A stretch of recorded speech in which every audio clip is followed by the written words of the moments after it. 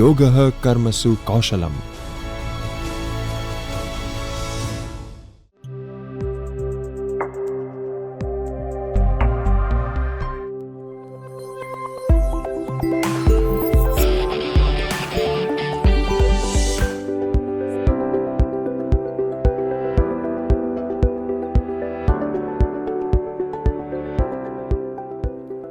Hello friends, this is Dr. Neelam Panchal from Gujarat University and I welcome you all in this session in Delegation of Authority, meaning Principles of Effective Delegation.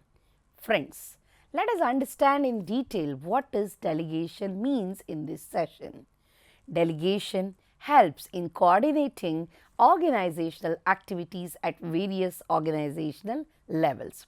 It is an important way of increasing the efficiency of the organization. It helps managers concentrate on important organizational matters and pass the routine matters to subordinates. Top management cannot cope with all the problems and issues. It does so more important issues may not get adequate and concentrated attention. Naturally, delegation of tasks, authority and power becomes imperative. However, the overall responsibility of the delegated task rests with the delegators. So, the delegates cannot be made a scapegoat. The objective of the session is to focus on the concept, process, forms and the importance of delegation in a business organization. Friends, the principles and elements of the delegation also forms the part of this session. And in this session, we are going to throw light also on the barriers to the delegation and how to make sure that there are measures to overcome these barriers. So, let me explain you the objectives of the session. The objectives of the sessions are to make you understand the relationship between the authority and responsibility, to discuss the benefits of the delegating authority, to discuss when, what, who of delegating authority, to analyze the actions and the steps for the effective delegation of authority, and to describe the pitfalls to avoid when and what to delegate. Let us try to understand everything in detail. So, let's start with understanding what is the meaning and features of delegation. Friends, if all the organizational activities, strategic and routine could be managed by one person, the need for a formal organizational structure with a different functional departments, staffed with the people of different calibers carrying out different activities would not arise. Since it is not possible because of the physical and mental limitations for any performed to activities of the different levels, then the delegation becomes very important. So, it becomes vital that it gives part of his jobs to subordinates along with the authority to execute the work assigned. Friends, any type of task cannot be assigned to subordinates. Managers must choose between the tasks that can be performed by the subordinates and those that must be carried out by them only. Therefore, the workload is segmented into different units, with portions allotted to the subordinates who are granted the authority to execute their assigned task. This practice of dividing the work and assigning it along the chain of command is known as a delegation. So, delegation is a process the manager uses in attributing the work to the subordinates. Management is defined as the art of getting things done through the others, and managers can get others do the things only if they delegate the authority and the responsibility. So, delegation is one of the most important skills a manager should possess to effectively manage the organization. If we talk in the words of Allen, he puts it very aptly. How well a manager delegates determines how well he can manage. So delegation, what happens is it relieves the managers of their burden and creates a healthy atmosphere in the organization.